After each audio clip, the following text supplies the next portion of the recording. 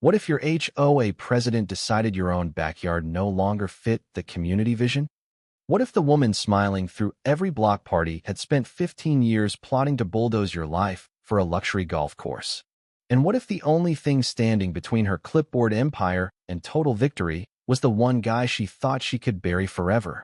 The California sun beat down on Evergreen Meadows like it was personally invested in keeping every blade of grass the exact HOA-approved shade of California Dream Beige. Marcus Harlan wiped sweat from his brow and kept hammering the fence post, the same steady rhythm he'd used for 2 decades chasing federal fraud cases before retiring to what he thought was peace. His yard wasn't perfect. A few wildflowers dared to bloom where the covenant said uniform sod only, but it was his. Or so he believed until the 3 black SUVs rolled up like a funeral procession for the American dream. She stepped out first, heels clicking on his driveway like tiny gavels. Platinum bob so sharp it could cut glass, light blue power suit that screamed, "I'm not just your neighbor, I'm your ruler." Clipboard clutched like a battle axe. Behind her, 2 surveyors in polo shirts were already planting orange stakes along his back fence, measuring as if the land had already been rebranded Phase 7 Luxury Villas. "Marcus Harlan," she purred, voice dripping honey and arsenic. "President Karen Sterling of the Evergreen Meadows Homeowners Association. We've heard so much about you. The quiet one, the rule breaker, the man who thinks heritage excuses ugly fences and non-compliant bird baths." She extended a thick, white envelope like she was handing out communion. 72 hours to vacate, sweetheart. County just expanded our jurisdiction, and unfortunately your little patch of rebellion sits smack in the middle of our approved expansion. Progress waits for no one. Marcus took the envelope but didn't open it. He just watched her heels sink into the grass. She'd fined him 3 times for not mowing at 8 a.m. "Sharp, those your people?" he asked quietly, nodding at the surveyors trampling his roses, the same roses the HOA newsletter had called visual pollution last month. Karen's smile tightened, lipstick cracking just a fraction. "Of course. Boundaries to reflect new zoning. The covenants are very clear. Failure to maintain standards, unauthorized structures, noise from that truck of yours. Fines total $12,000 already." She flipped through 47 pages of violations with theatrical flair. "Whether you join voluntarily or not, you're under our umbrella now. Welcome to the neighborhood, neighbor." The logo on her clipboard, Blue Mountain Peak with a stylized E, hit Marcus like a gut punch. Same design he'd seen 15 years ago in court files when he'd helped dismantle her father Victor Sterling's scam operation. Forged deeds, phony surveys, families wiped out. Victor had vanished with millions. The company supposedly died. Yet here stood his daughter, reborn as HOA royalty, wearing the same smile that had once fooled judges. Marcus said nothing, heels punching holes in his non-compliant lawn. In his back pocket rested the folded federal judgment from 2010, the one that said this land was his forever. Karen Sterling thought she was delivering an ultimatum. She had no idea she'd just lit the fuse on her own empire. The sun dipped low as Marcus walked his property line. Every 30 feet, fresh orange stakes mocked him. 50 feet of yard gone overnight. His security cameras? Wires cut clean, professional, not kids. He dialed a number he hadn't used in years. Old partner Dossett picked up on the 4th ring, voice gravelly. "Marcus, I figured you'd surface eventually. Need help. Just served eviction wrapped in HOA bullshit. Claims the county handed her my land." Long pause. "Yes. Can't touch it, brother. Half the county now. Commissioners, assessors, even the sheriff's cousin. She's smarter than Victor. Paper. They don't just win, they erase you."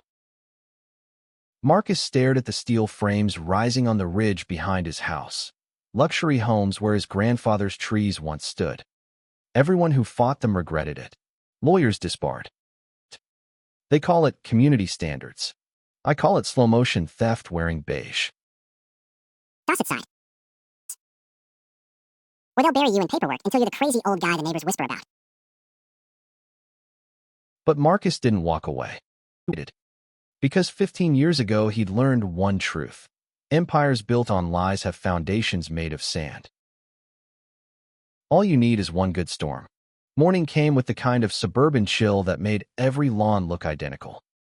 Marcus hit the county records office at 8 sharp. The nervous clerk behind the counter typed, then froze.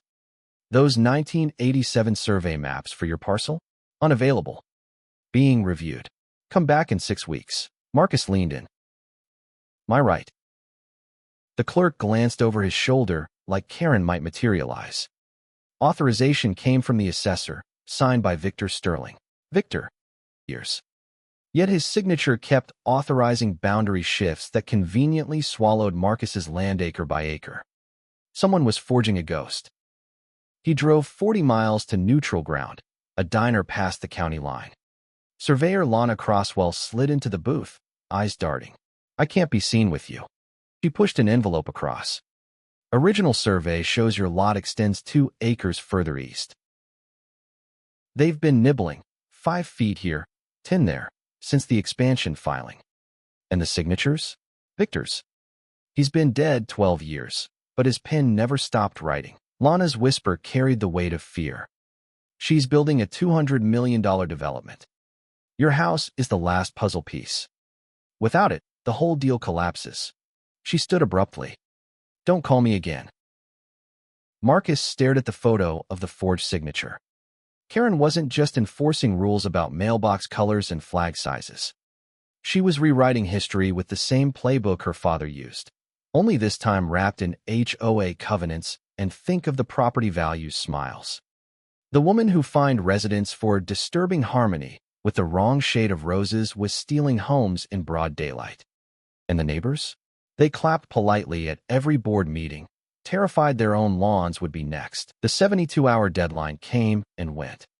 No bulldozers yet. Cruiser rolled up while Marcus was replacing stakes. Deputy with the last name Sterling stepped out, hand on his belt. You're under arrest for trespassing and interfering with lawful HOA operations.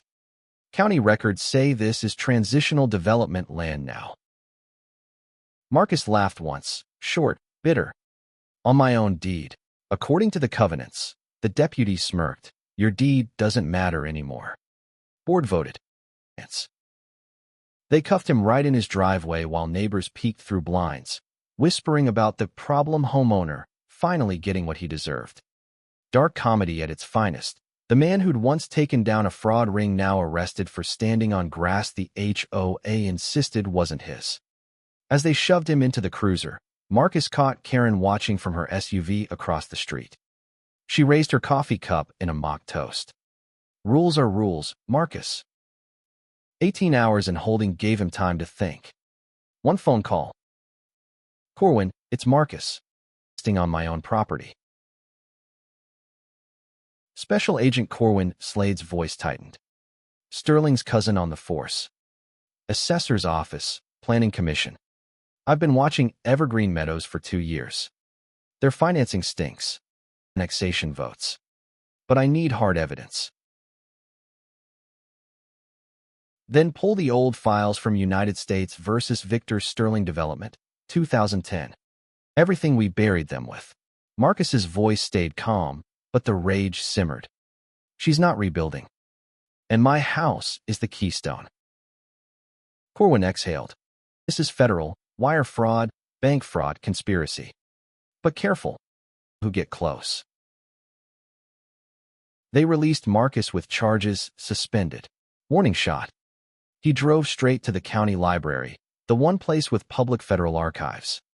The librarian raised an eyebrow when he requested the 2010 case. Summary says sealed settlement. But Marcus pulled his original judgment from his pocket, the one signed by Judge Winslow that no database now acknowledged. Someone had reached back 15 years and tried to delete his victory. His hands didn't shake from fear. Action of knowing the truth was still here, waiting. Karen Sterling had spent 15 years polishing her image as the perfect HOA enforcer, finding bird baths, policing holiday lights, preaching harmony, while forging her dead father's name on county deeds. She thought the suburbs would forget. Back home, The construction cranes loomed larger. Marcus opened the safe under his floorboards. Old case files, transcripts, photos of forged documents from Victor's era. He spent 3 days cross-referencing with what Lana gave him. The picture sharpened. Karen hadn't just learned from her father. She'd perfected the scam. Payments to county officials. HOA votes rubber-stamped annexations. All while residents obsessed over whether someone's trash cans were visible on Tuesday. Then the trailer park on the outskirts. Eyes haunted. You're the Fed who took Victor down. He let Marcus in. Karen was there for every meeting, learning how to target families, how to buy officials. After Victor died, she picked up the pieces. Built this HOA as cover. Your lot connects everything for the big development. Without it, investors walk. Birch handed over a folder thick with bank records. I kept copies. Companies, everything. Make them pay. His voice cracked.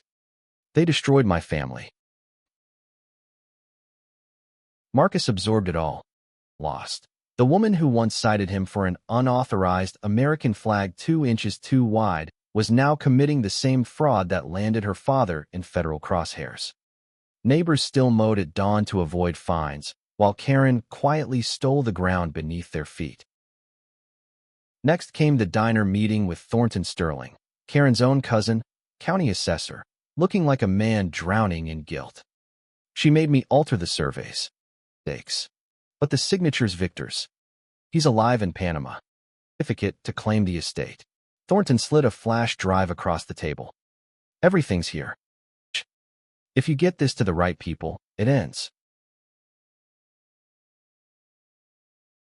Why turn? Marcus asked. Thornton stared at his hands. And I can't look at myself knowing we're stealing homes while preaching about rose colors. Marcus called Corwin. Forged death cert, wire transfers, the $200 million deal built on stolen land. Warren's alive and directing from offshore. Corwin whistled. Territory. But we need her on record admitting it. That's our window. Get her talking.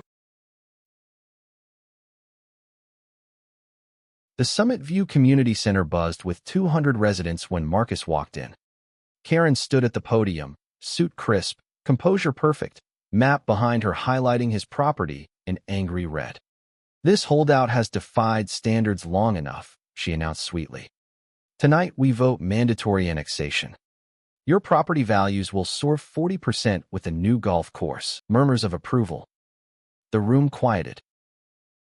Before you vote, he said calmly, let's talk about the covenants you love so much. He walked forward, documents in hand. These are altered surveys signed by your dead father.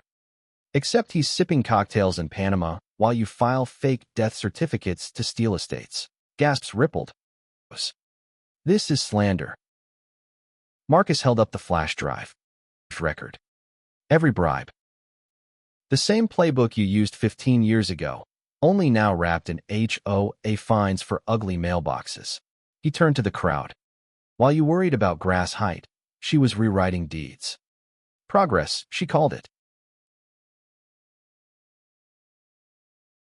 Karen's face twisted, the polished Karen mask shattering. You destroyed my father, she screamed, voice cracking into full meltdown. That land was supposed to be ours.